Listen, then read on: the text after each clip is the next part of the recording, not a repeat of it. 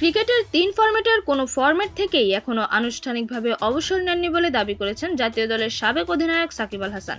Home of cricket খ্যাত মিরপুরের শেরেবাংলা জাতীয় ক্রিকেট স্টেডিয়ামে নিজের শেষ আন্তর্জাতিক ম্যাচ খেলার ইচ্ছার কথাও জানিয়েছেন এই অলরাউন্ডার। ভারতের বিপক্ষে কানপুর টেস্টের আগে সাকিব জানিয়েছিলেন টেস্ট ও টি-20 থেকে অবসরের সিদ্ধান্ত নিয়েছেন। নিজের শেষ টি-20 খেলে ফেলেছেন আর শেষ টেস্টটা খেলতে চান মিরপুরে।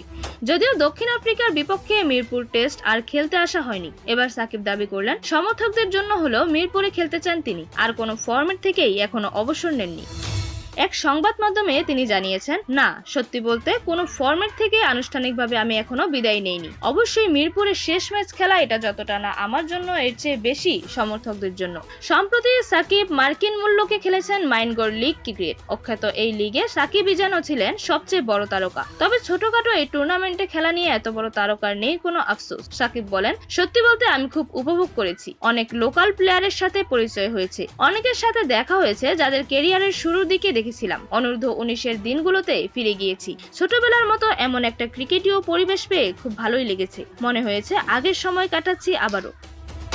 এরকমই নতুন নতুন খেলার আপডেট পেতে অবশ্যই চ্যানেলটি সাবস্ক্রাইব করে রাখুন। ধন্যবাদ। প্লেবাজ নিউজ।